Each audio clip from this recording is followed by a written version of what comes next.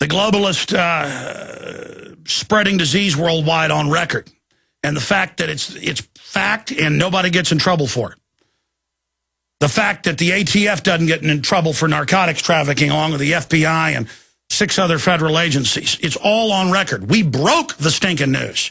We just didn't call it Fast and Furious. We didn't know the name of the program 6 years ago. It makes me sick. This isn't about my big radio show and, oh my gosh, 15 million listeners and all this and boy, you know, the ego and everything. I'm somebody who is thinking about this all the time when I'm dreaming, when I'm jogging, when I'm eating dinner, when I'm rocking one of my children to sleep. And I just look in their eyes and their innocence. And there's so much good in the world. There's so much innocence in the world. There's so many good things that we've got to protect, and I'm angry. I'm angry at men out there who are too weak-minded to face the facts because I know I'm right. How much more has got to come true? How much further down this road do we got to get before you wake up?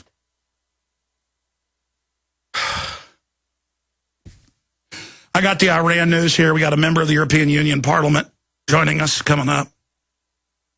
I want to play a clip, though, of Rand Paul talking to Pistoli, the head of the TSA, about children being groped. And I've seen clips from Pistoli. I haven't watched this whole clip yet. They were just showing to me during the break, where Pistoli denies they even do it, even though there's thousands of videos of it. I mean, again, they're just scum. They're enemies. They hate you. They hate America. The globalists do hate America. That's why they're totally destroying it and turning it into a joke of absurdist police state. Here's Rand Paul. Girl from Bowling Green that was on Good Morning America that many people saw, and she was on there with a TSA agent doing an invasive search inside of her clothing, inside of her pants. We had an 8-month-old who's having their diaper inspected. Then we had a 95-year-old who had their diaper taken off and inspected and stayed, I presume, for hours waiting to get. It's all about humiliation. TSA. When the TSA head Pistole was here, he said, well, we need to do these invasive searches. And he said, well, you may slow down or we may not do them as much. But then he sent me a letter and said, absolutely, that we have to because an 8-year-old in Kandahar exploded a bomb. To me, I think that shows a bit of naivete to think that somehow there's a similarity between an 8-year-old in Kandahar and an 8-year-old in Bowling Green, Kentucky. I mean, the only similarity is their age, and I wouldn't consider age to be. No, they're not naive. We're the terrorist. Al-Qaeda, who's gotten on the airplanes and given control of Libya and Syria, they work for the New World Order. And I know Rand knows that. But this whole Homeland Security thing that good old boys think is for the Muslims and all the rest of it that you hate so much, no, it's for you. And it's always been for you. And you wait till they try to start this war with Iran. Iran says if they cut off their oil supply, their oil sales, they're going to block the Strait of Hormuz. Well, Europe's voted to do it. That is the bankers that have hijacked Europe. And so the next few weeks are going to be interesting. There's a very good chance a major war is going to break out, which is exactly what the bankers want. We'll be right back. Stay with us. All right, I blew a gasket in the last hour because I just think about the TSA groping all those children, the forced inoculation starting up around the country. I see the noose tightening around our republic's throat. I see the globalists gearing up for new giant wars. And then what really got me mad before I even went on air today was I kept reading all these articles where these billionaires and 100-millionaire people on average pay about 3% tax. And that's if they try to bring money back in the U.S. Okay, here's a London Independent article. You know about Google paying 2.4 tax, General Electric 0. Super rich Romney admits paying only 15% in taxes. Folks, somebody making $30,000 a year pays more than that, one way or the other of the feds. I mean, I pay 35%. And by the way, I pay a lot more than that because they've gotten rid of all the exemptions. And then people say, well, stop paying them. Yeah, we didn't have the income tax till 1913. Yeah, it wasn't adopted generally until 1951. I know all that. I know you write the checks to the Federal Reserve. I know it's a scam. I understand that. But I have to choose my battles. But the point is they've gotten rid of all the exemptions. What, 5-6 years ago, they changed the law where CPAs are basically agents of the IRS. So you get audited constantly if you don't use a big establishment auditing firm, CPA firm, and then they don't give you all the exemptions, and so you pay more like 45%. So then you simply just try to make sure you spend all your money on the operation, which is what we want to do anyways. Then your employees just all pay it. Or, you know, you build a studio in your building, and the state of Texas comes along. One of the taxes Rick Perry got passed because he doubled the size of government. Folks found out about that. That's why he's dropped out of the race now when he was the heir apparent the globalists thought they'd have it. And they made him the leader out of the gates, remember? But you know, he got this tax where they tax everything in your business. It's an income tax. And then they got this hospital district property tax thing on top of it. And everything in here, every year I get charged for. This on-air light. This, they're building a giant bureaucracy of little snot-nosed inspectors that want to force their way into your business with no warrant. And when they come around, they're on real power trips, all geared up, and you're the enemy, and you're supposed to lick their boots all day and chew the barnacles off their feet. I mean, I'm just sick of it. Just sick of it. I hate being a slave. I hate it. I hate it. I hate it. And I'll tell you what I hate even more. I hate everybody licking boots and loving it. So pathetic. People think they get ahead by rolling over on their back like a dog to these people. All that does is let the globalists chew your guts out. The time is coming to get more aggressive in the info war. Can you imagine if people spray painted in legal and lawful areas nationwide, TSA are tyrants, TSA are pedophiles, or Infowars.com? Imagine in every city, town, and county, of people on the sides of their barns, businesses, T-shirts, spray painted Infowars.com or stenciled it. I mean, hell, ATF shipping guns into Mexico and drugs back into the U.S. publicly. I'm not saying you should ever do anything and spray paint government buildings or propaganda billboards. God forbid we do anything like that. So just do it in legal and lawful areas. But I want to see aggressive banner hangs on highways. I want to see people aggressively putting whatever message you want on the side of your barn. And I did see some of those when I traveled around the country. I want to see all sorts of images and messages that we know what's going on. In fact, I'm getting a bumper sticker made that says, I can see, I'm awake. Just so people can say, what does that mean? You can say, you don't know? You don't know what's going on? We'll be right back. Stay with us. Okay, for the next 30 minutes, then I'll get into other news and your calls. We're joined by Paul Nuttall. He's a European Union member of Parliament out of England. And he's part of the UK Independence Party. At 32, he got elected as UKIP's youngest ever chairman. And he is certainly doing a great job over there exposing the globalists and the socialist takeover through the EU dictatorship, something that the UK Independence Party, Lord Monckton and others have been exposing for a long time. Now it's admitted.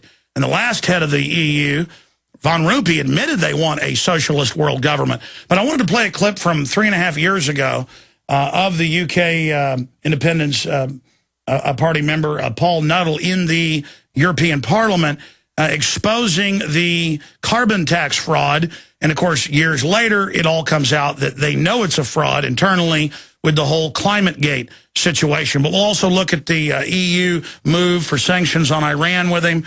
And we'll also look at some of the other big developments happening in the EU dictatorship right now. But let's go ahead and go to that clip.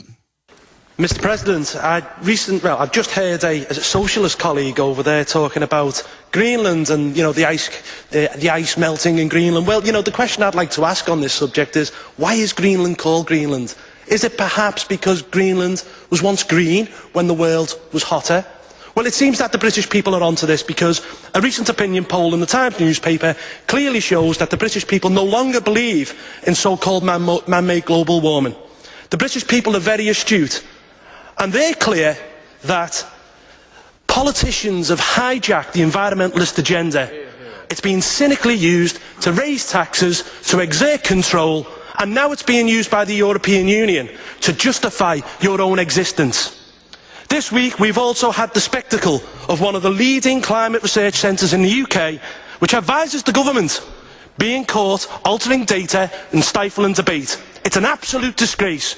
So I look forward to Copenhagen, when the political class is sitting round the table, awkwardly failing to mention the giant elephant in the room, which is that the globe has not actually warmed for the past 10 years. Taking out of Paul Nuttall, so much to talk about in the 20 minutes we have or so with him. But for those that don't understand, you've got people that are elected to the parliament, but the bureaucrats actually have all the power and now set, what is it, 80+% of the laws in England without England ever even really being officially brought into the euro. Yeah, around 80% of our laws are now made, not by the Parliament, not by people who are elected. It's made by the European Commission. And now the European Commission is about a mile up the road from the European Parliament, and they sit in something called the Parliament building. And these 27 commissioners make these laws, make these rules, make these directives in secret. They meet in secret, and what's worse is there's 4,000 working groups who sit around the Commission and advise them on these regulations. And we've asked before in the past, what big business is involved here? What lobbyist groups are involved in these working groups? And the Commission won't even tell us. It's that secretive. It's that out of control. And finally, the people of Britain seem to be waking up to this. And if you look at the opinion polls over the past couple of years, people now are consistently agreeing with UKIP's position, which is quite simply that Britain would be better off out and governing our own affairs. And even as you know, but for listeners in the U.S., Cameron had said, I won't let the people of the U.K. vote on, getting out of the euro, even though they never voted to get into it. But now he's kind of backed off for now because of the huge awakening and said, we're not going to basically vote to expand EU power over us. I mean, David Cameron's position on this has been a disgrace from day one. When he was in opposition, he gave us a cast-iron guarantee. He wrote in the biggest selling newspaper in this country, it's called The Sun. He wrote in that newspaper that he would give us a cast-iron guarantee that we would be given a vote on the Lisbon Treaty. He then backtracked on that after the European elections, after he had promised his own voters, people who went out and voted in their droves Conservative in 2009, on the back of that promise. He then reneged a couple of days later. Disgraceful stuff. Now he's come into power. He sold us completely down the river. 4 months ago, there was a petition. We have a system in this country now where if online there are 100,000 people sign a petition, we can have a debate in Parliament on an issue. And there was a debate on whether we should have a referendum on our membership of the European Union. David Cameron, not only David Cameron, but Nick Clegg and Ed Miliband, so the leaders of the 3 biggest parties in this country, 3-line whipped their own members to vote against a referendum. These people are terrified of the views of the people. And what's interesting is that the last referendum we had on the issue of Europe was back in 1975. So if you're under 54, you've never had a vote on this issue. David Cameron himself, Ed Miliband and Nick Clegg are all under 54, and they've never had a vote on it. And what we voted on in 75 was trade. We voted to join a European Economic Community. What we've got now is the embryo. I wouldn't even call it an embryo anymore. We're being guided towards a political superstate. And when you look at Von Rumpenigge and others, they admit it's global governance, it's unelected, it's anti-family. They want, in Europe, I've seen in Der Spiegel, where there won't be single-parent homes allowed anymore. They want to make. How much more has got to come true? How much further down this road do we got to get before you wake up?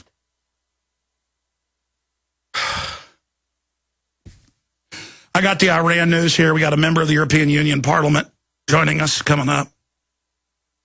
I want to play a clip, though, of Rand Paul talking to Pisto when I'm jogging, when I'm eating dinner, when I'm rocking one of my children to sleep, and I just look in their eyes and their innocence, and there's so much good in the world. There's so much innocence in the world. There's so many good things that we've got to protect, and I'm angry. I'm angry at men out there who are too weak-minded to face the facts because I know I'm right. We just didn't call it Fast and Furious.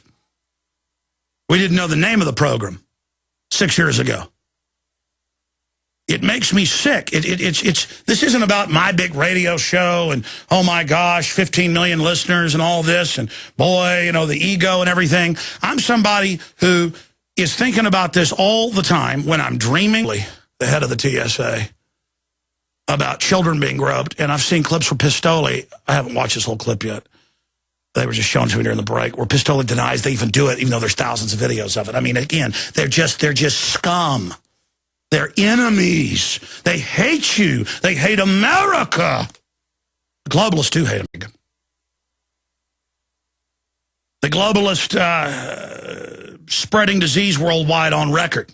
And the fact that it's fact and nobody gets in trouble for it. The fact that the ATF doesn't get in trouble for narcotics trafficking along with the FBI and 6 other federal agencies. It's all on record. We broke the stinking news.